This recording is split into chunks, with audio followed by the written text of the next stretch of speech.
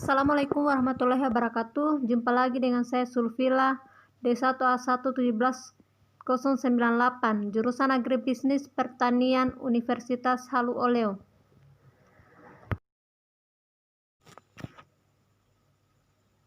Di sini saya akan menjelaskan tentang rencana strategi pembangunan pertanian Indonesia. Lanjut, pembangunan Indonesia.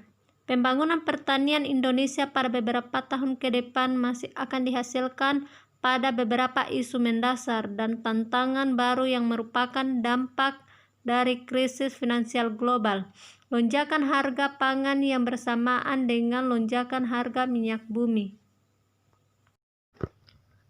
Selanjutnya, Indonesia juga dianugerahi dengan kekayaan alam yang melimpah.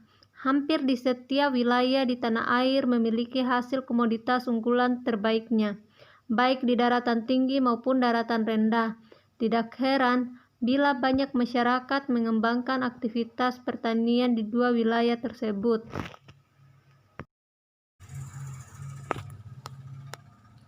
Pentingnya pembangunan pertanian. 1. Potensi sumber dayanya yang besar dan beragam.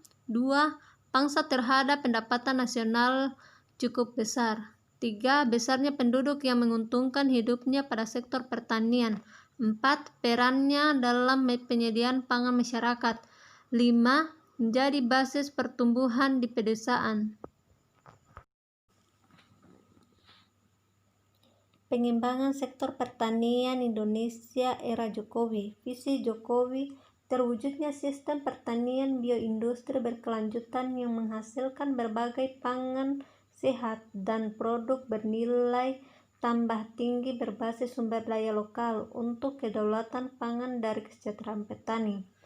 Capaian pada saat itu, harga pangan relatif stabil, pemerintah tidak mengimpor beras, inovasi dan teknologi atau bibit unggul, tanam pada lahan rawa lebat, produktivitas atau swasembada pangan, pendanaan APBN, koordinasi dan dukungan sinergi lintas sektor, kerjasama pertanian dengan negara lain seperti pertukaran informasi, transfer teknologi, penelitian bersama, dan promosi produksi pertanian. Pertumbuhan penduduk berdampak kepada naiknya volume konsumsi pangan.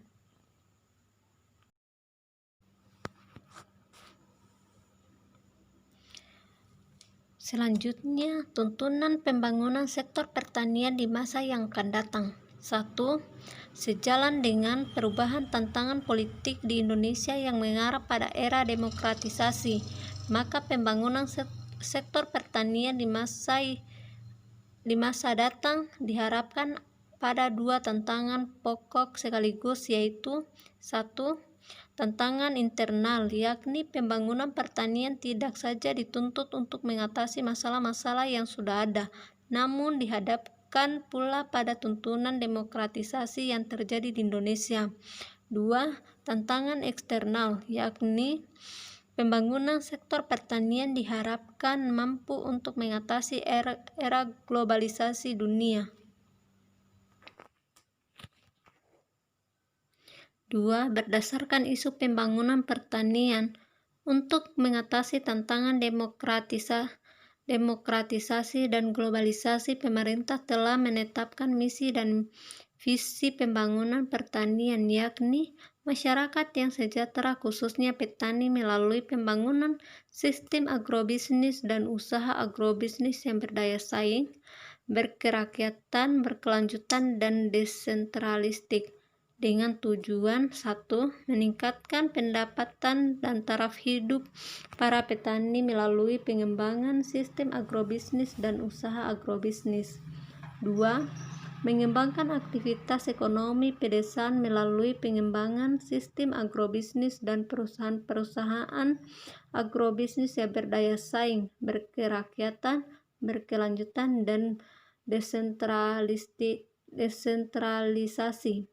3. Wujudkan ketahanan pangan yang berbasis pada keragaman sumber daya bahan pangan, kelembagaan dan budaya pangan lokal di setiap daerah.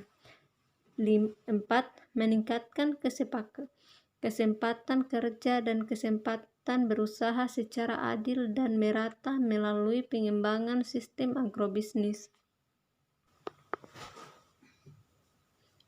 3. Agenda strategi kebijakan pertanian dan pangan pada masa mendatang dapat dirumuskan dengan mempertimbangkan beberapa aspek. 1. Strategi pengembangan pertanian di sektor hulu lebih diorientasikan pada pengembangan yang berbasis pasar dan agribisnis modern. 2. Mekanisme penunjukan rekan impor beras harus dilakukan secara transparan agar tercapai di tingkat harga yang rasional di tingkat konsumen tanpa merugikan petani. 3. Kebijakan diversifikasi produk pangan melalui sosialisasi dengan pendekatan ekonomi sehingga dapat mendorong motivasi petani menanam jenis tanaman alternatif selain beras. 4. Pembangunan sektor pertanian harus dilakukan secara terintegrasi dengan pembangunan di daerah pedesaan dalam kerangka pembangunan kesejahteraan masyarakat petani di desa. Sekian dan terima kasih. Wassalamualaikum warahmatullahi wabarakatuh.